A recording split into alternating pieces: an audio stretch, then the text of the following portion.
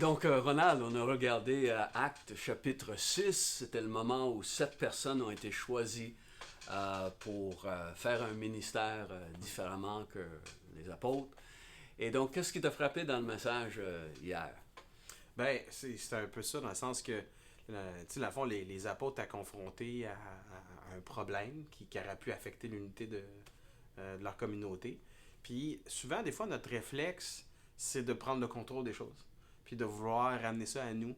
Puis eux ont pris la décision de non, on va aller choisir 7 personnes qui sont dignes de confiance, qui ont une réputation, qui ont une bonne sagesse, remplie du Saint-Esprit. Puis il avait confiance que ce qui était à l'œuvre allait se multiplier en remettant la responsabilité. Puis tu sais, c'est toute l'idée de déléguer, puis de comprendre que dans une église, on est chacun appelé à quelque chose de différent. Puis d'accueillir cette diversité-là, puis de permettre à ce que les gens puissent courir et marcher dans leur appel, même si des fois on a l'impression qu'on pourrait faire mieux. Là, parce que c'est un peu ça, des fois, la pensée de l'orgueil, de vouloir conserver, puis de vouloir contrôler, puis de vouloir toujours être celui qui... parce que ils étaient avec Jésus. Mm-hmm. Ils étaient choisis de Dieu. Ouais. Il y avait tout, finalement, les ingrédients qui auraient pu dire, non, c'est nous qui devrons... Mm-hmm. mais ils voyaient vraiment l'opportunité pour conserver l'unité en déléguant, puis en remettant des responsabilités. Puis, on parlait que la responsabilité de servir aux tables était beaucoup plus que de servir aux tables, mais plutôt d'administrer justement toutes les responsabilités qu'une communauté pouvait engendrer. Oui, c'est ça. Puis on discutait avant justement le fait que les apôtres avaient ce rôle à jouer pour enseigner et annoncer et de comprendre que ce rôle-là devait être en primauté, sinon c'est vraiment le futur de l'Église qui était en jeu.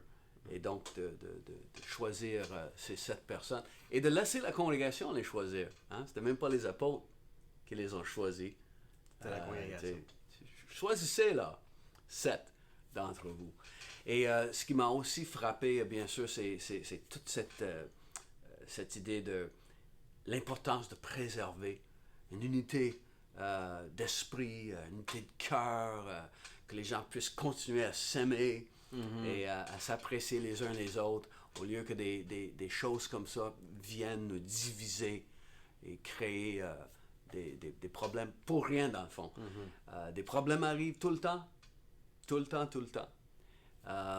Et Ronald, tu me parlais justement qu'un problème arrive et ça nous permet justement de trouver une solution qui amène une amélioration. C'est ça, un développement. Puis, à quelque part, on peut vraiment voir même la base de cette idée de multiplication des leaders, puis d'avoir une nouvelle génération de leaders qui se lèvent, puis qui viennent justement combler des besoins qui n'étaient pas remplis auparavant, de pouvoir justement pour faire agrandir cette communauté-là.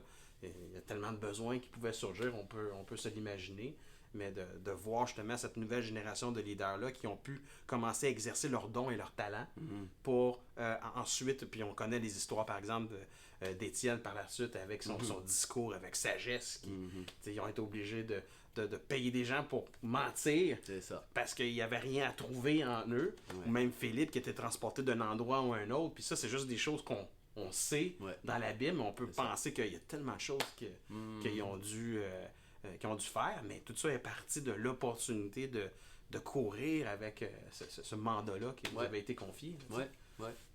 Donc c'est justement, dimanche qui vient, on va regarder Étienne, un des 7, et l'impact qu'il a eu sur la ville de Jérusalem, et finalement, un impact qui va aller pas mal plus loin que l'épisode qu'on voit dans sa vie. On regardera ça dimanche. Donc, bonne semaine. Bonne semaine.